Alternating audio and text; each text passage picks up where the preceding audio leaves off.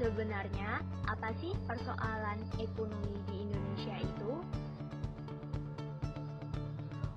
Persoalan ekonomi di Indonesia meliputi 1. Inflasi. Inflasi terjadi karena peningkatan harga barang dan jasa secara umum dan terus-menerus. 2. Pengangguran.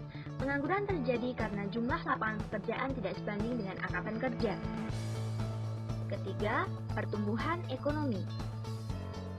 Pertumbuhan ini menunjukkan pertumbuhan produksi barang dan jasa dalam suatu wilayah dan dalam selang waktu tertentu.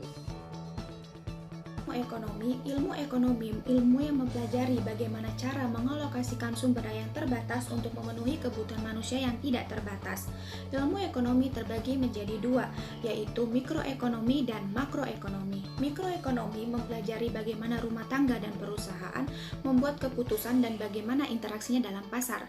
Makroekonomi menitik beratkan pada fenomena yang lebih luas seperti inflasi, pengangguran, dan pertumbuhan ekonomi.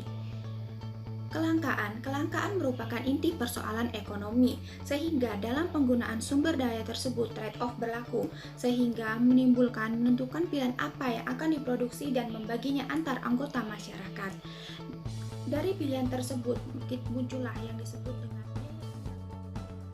Kurva kemungkinan produksi adalah diagram yang menggambarkan kombinasi maksimum dua barang yang dapat diproduksi oleh suatu perusahaan dengan asumsi semua sumber daya dipekerjakan sepenuhnya dan digunakan secara efisien.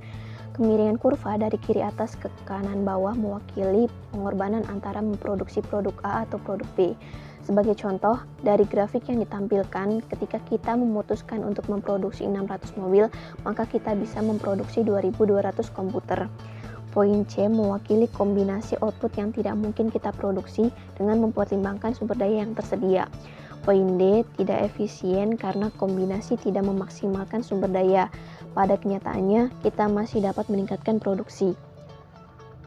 Pergeseran keluar menghasilkan jumlah kombinasi output yang lebih besar.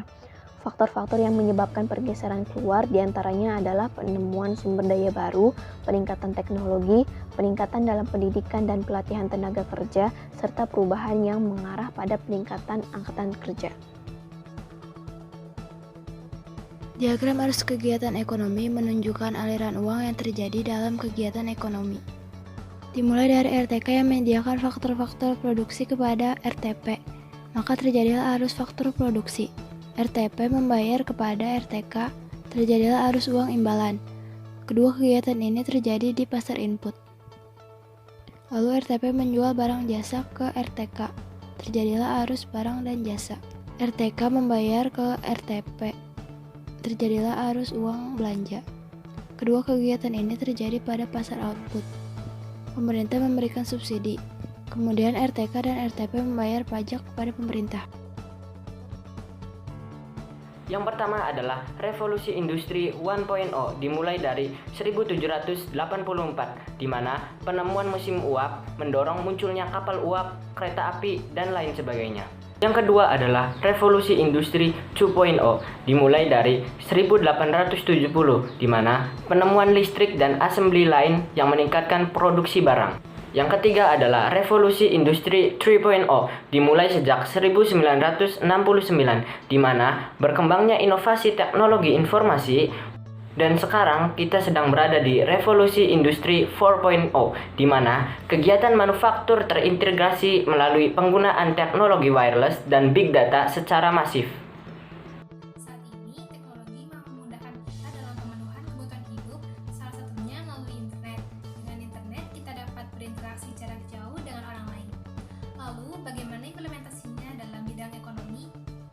Nah, yang paling sering digunakan antara lain ada marketplace, lalu e-education, dan juga sharing ekonomi. Tokopedia dan Bukalapak juga termasuk sharing ekonomi di Indonesia yang